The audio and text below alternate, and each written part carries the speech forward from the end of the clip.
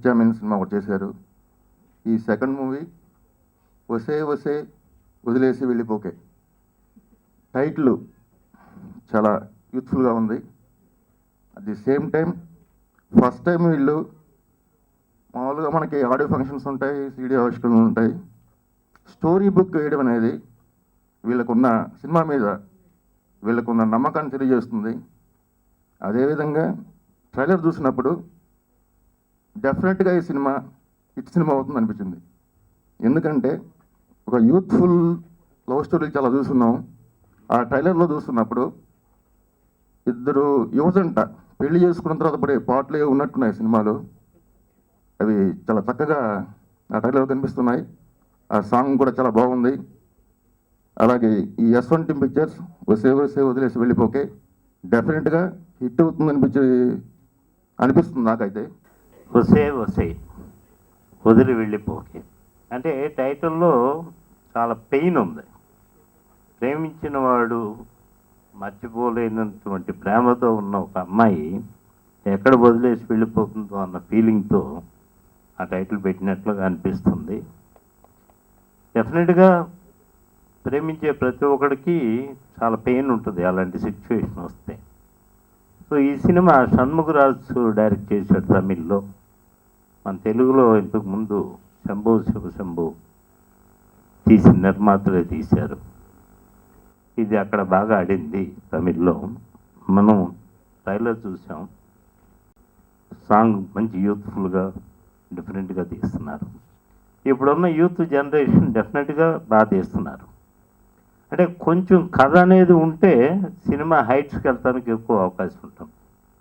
కథ అనేది లేకుండా ఊరినే సోది కామెడీ చెప్పుకుంటే ఆడేస్తుంది అనేది ఉట్టి మాట. బట్ ఈ టైటిల్లో చాలా అర్థం ఎక్కువ ఉంది. ఇది వన్ సైడ్ టైటిల్ అయినప్పటికీ మనం అందరినీ ఆకట్టుకోలేము ఎప్పుడు థియేటర్లో. Only it is for youth I believe. S1 team pictures banner పైన ML లక్ష్మి గారి సమర్పణలో వసే వసే వదిలేసి వెళ్ళిపోకే అనే ఈ చిత్రాన్ని తెలుగులోకి మేము తీసుకురావడం జరుగుతుంది. ఈ చిత్రం తమిళ్లో ఘన విజయం సాధించి అక్కడ శంభో శివశంభో ప్రొడ్యూసర్స్ ఈ చిత్రాన్ని నిర్మించడం జరిగింది. ఈ చిత్రంలో ఆర్టిస్టులందరినీ డాక్టర్ పద్మశ్రీ కమల్ హాసన్ గారు వారి స్వయంగా సెలెక్ట్ చేసి ఈ చిత్రంలో వారిని నటింపచేశారు. ఈ చిత్రానికి సంబంధించి షణ్ముఖరాజు గారు మీరు సినిమా చూసిన తర్వాత చెప్తారు.